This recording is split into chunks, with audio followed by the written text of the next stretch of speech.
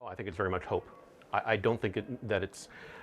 There are obvious differences in that you have faster processors and a better understanding of neuromorphology and the like.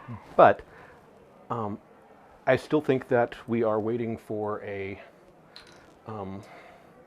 miracle happens here breakthrough. You know, the classic Far Side cartoon, all the equations on the board, and then a miracle happens here to get the result.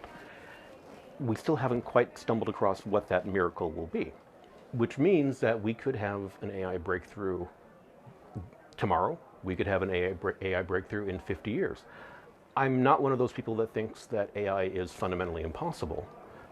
I do, however, think that when we eventually get something that we can legitimately call machine intelligence, it'll probably be very different from what we, even the most educated person here would expect to see. It's going to be weird.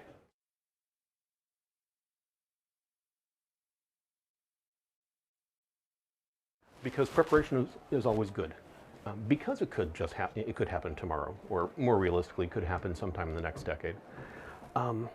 It is useful, fruitful, to start thinking through what the implications are, what the repercussions would be of the development of certain kinds of intrinsically transformative technologies.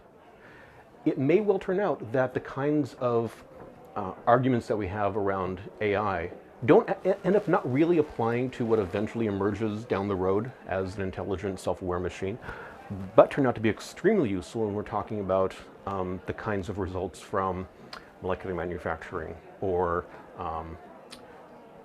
radical longevity or any of these other kinds of technologies or technological developments that may superficially seem to be somewhat different from AI, but ultimately have the same kind of, they have similar kinds of impacts in terms of changing what it means to be human.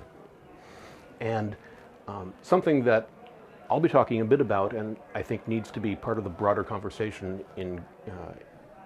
at a greater level, is the recognition that these are intrinsically political technologies. You know, we may talk about these, you know, whether AI or molecular manufacturing or whatever, we may talk about them as being gadgets, nuts and bolts. We may be fascinated by the underlying circuitry. But ultimately, the choices that we make about what we pursue, what we abandon, the decisions that we make about what goes into the code, and ultimately the policies that we develop around how to integrate this into society have political origins. And the more that we can make explicit the political aspects of these technologies, the better we will be able to handle the repercussions when they do eventually emerge.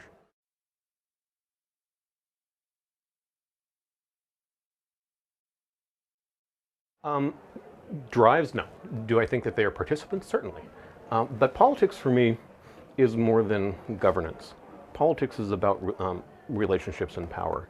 And you can see political relationships, political engagements happening across all spectrum of society. And ultimately, when I talk about thinking about the politics of AI, I mean thinking about what kinds of changes we'd see in terms of power relationships, what kinds of benefits and harm accrue to a variety of stakeholders. You know, not just the scientists, not just the people who run the businesses, but ultimately the people who are working and living and just trying to have a regular life.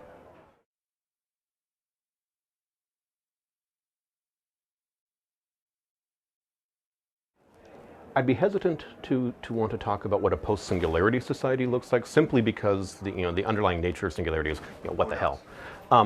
But let's call it a post-transformation society. So the society that we get after we start seeing the proliferation of these transformative technologies.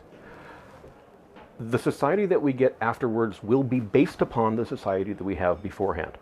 And that may sound like a sort of a trite truism, but it's really important to remember that, because so often we hear in the conversations around these topics, especially with the self-described transhumanist, singularitarian, or however they want to call themselves this year, communities, this kind of techno-determinism, where once we get molecular manufacturing, the world will be changed, we'll have democracy, or the world will be changed because we'll have the existential risk apocalypse.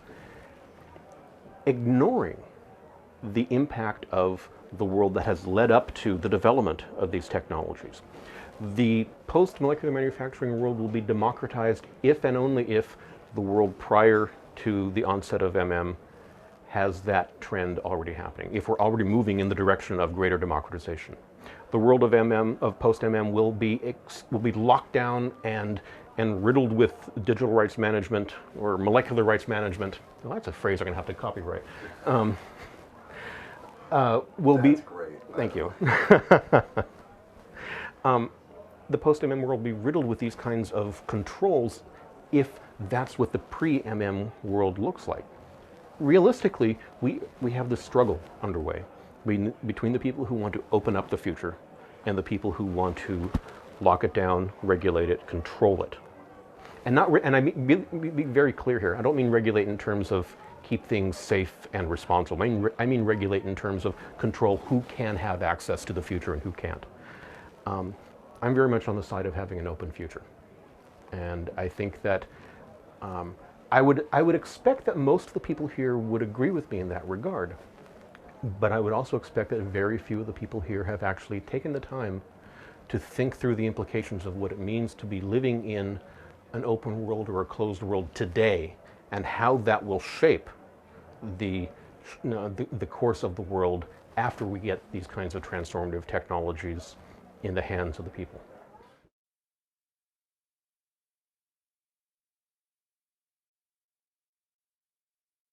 Does the future scare me?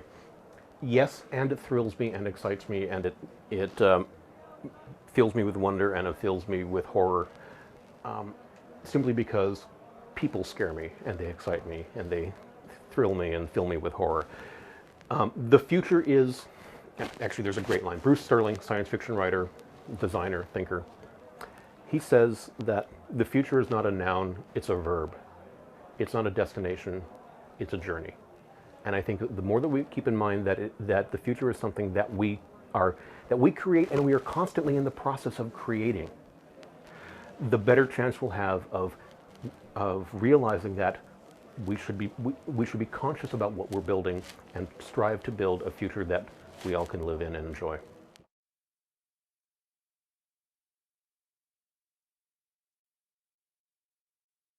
I'm probably most widely recognized online as being the co-founder of worldchanging.com, which is a website that focuses on looking at the emerging tools, models, and ideas for building a better future.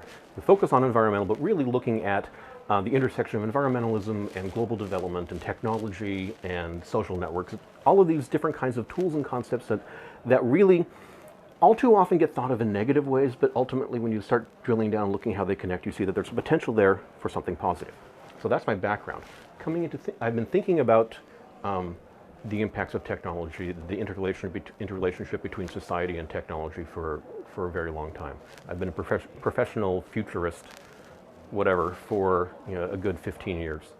And so my observation of what the Singularity Institute does is that regardless of the nuances of how you define singularity or how aggressively you want to embrace or deny artificial intelligence, they have at their core a desire to be responsible, a desire to recognize both the risks and benefits and the actions that we as people do to make sure that those risks are reduced and those benefits are enhanced.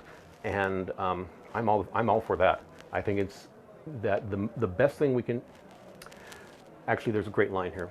Dr. Jonas Salk, inventor of the polio vaccine, once said, the most important question we can ask is, are we being good ancestors? And I think the Singularity Institute is one of a handful of organizations today that has as its intrinsic goal the idea of being a good ancestor.